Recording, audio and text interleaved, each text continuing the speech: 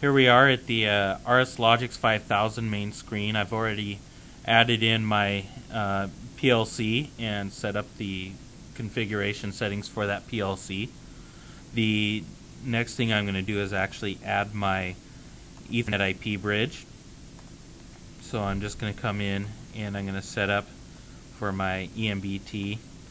The values that you're going to enter in for your bridge are going to be specific to the device that you're using. In this one, I'm just going to give it a name, simple EIP bridge. I'm going to set in my slot value and my IP.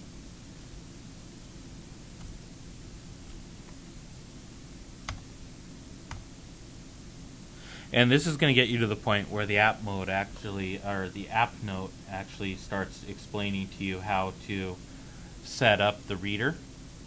And so what I'm going to do is I'm going to go ahead and start following this app note. And to start, I'm just going to add my module into the network. And I'm just going to do a communications. And I'm going to select the generic Ethernet module, which is just called Ethernet module. And it gives me all the information. I'm going to, for the sake of simplicity, I'll just name it QX Reader 01, just like we do in the app note.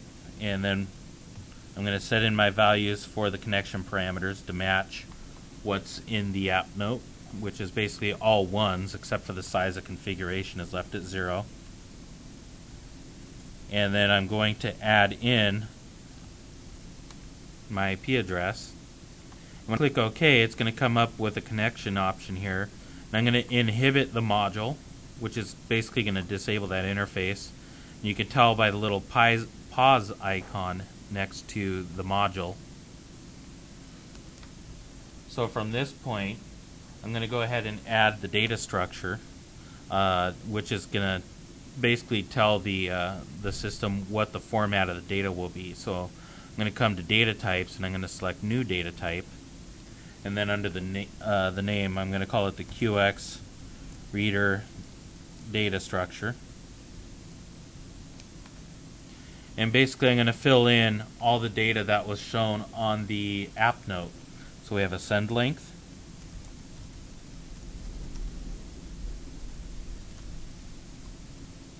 We have a receive length.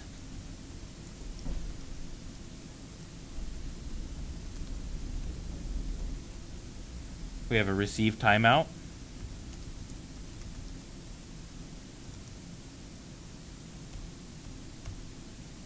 And then we have our request and response flags.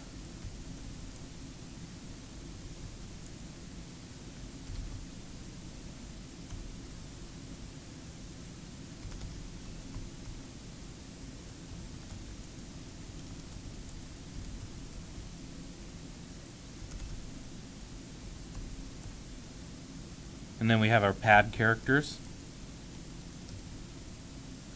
And this is going to be 5 bytes. So, whoops, let's put that in caps.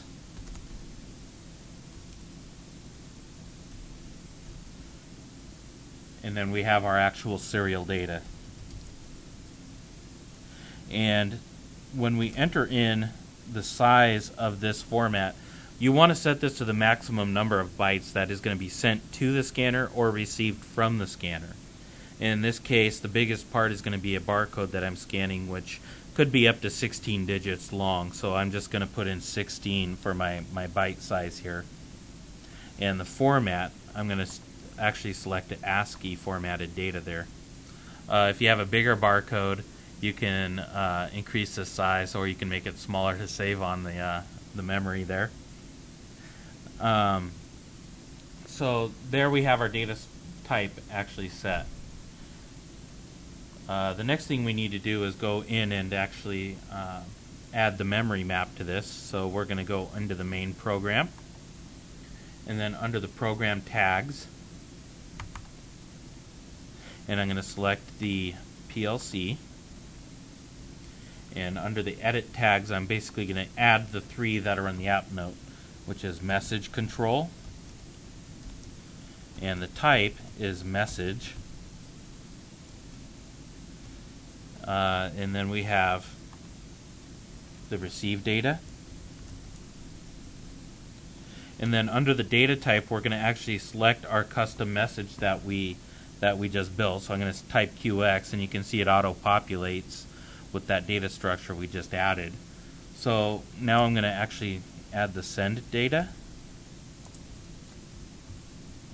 And then again, for the data type, I'm going to add it as that custom data structure that we built.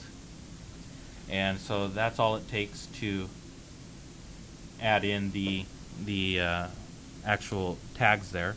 From there, we just go into the main routine, and I'm going to add a rung to allow us to actually control that message.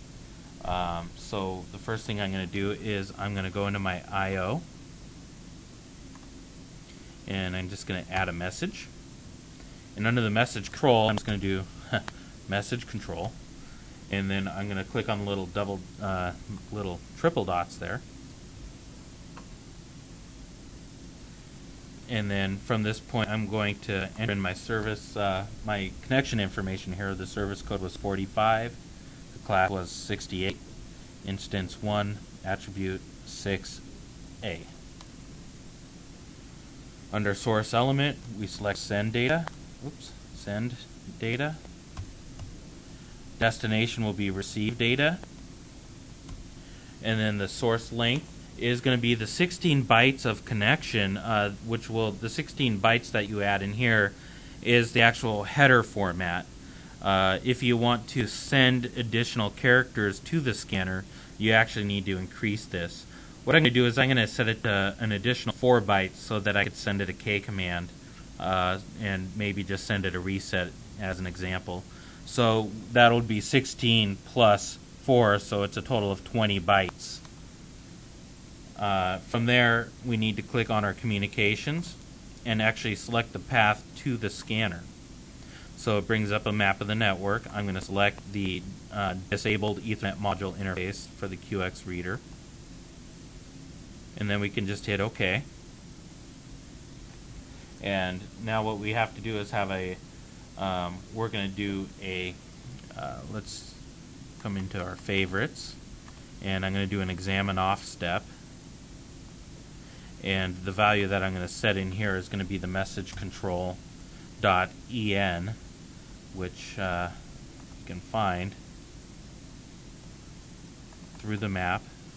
There we go, message control en.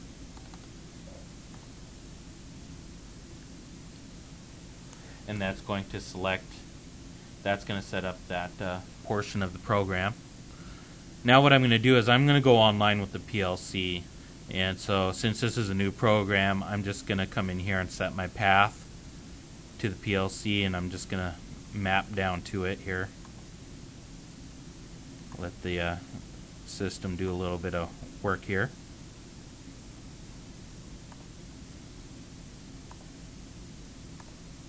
Link up to my PLC. I'm going to go online with it.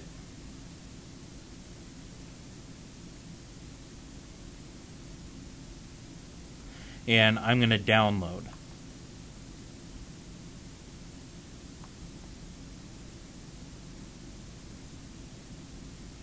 So this is downloading my program to that PLC. And because the PLC is in another part of the building, I'm just going to use the remote run. And at this point, we can go back into our program tags, select the PLC, and I'm going to monitor the tags. The first thing that we're going to have to do is we're going to go into the send data. This is the data being sent to the barcode scanner. And what I have to do is send a message to the scanner telling it how much data I'm willing to receive. So I'm going to come in and I'm going to set my receive length to 16 bytes just so that we can accept that barcode size. Now I'm going to go under my receive data for the serial data, and you can see it's all nulls in there. I have my scanner set up for an external trigger, so I'm just going to trigger it once, and you can see the data populates in that screen. Now just another example of sending a command out to the scanner. I'm going to go to my send data, serial data. I'm going to scroll down here. And I'm just going to send it a reset so you can actually hear the scanner over the microphone. With any luck, you'll be able to hear that. I'm going to send it a less than uppercase A. Actually, let's do a Z. That way you can hear a nice beep out of it. And then a greater than. Now none of this is going to take effect until you actually set the send length, because it doesn't actually know to send anything until you tell it how many bytes to send the scanner. So I'm going to set this to 4.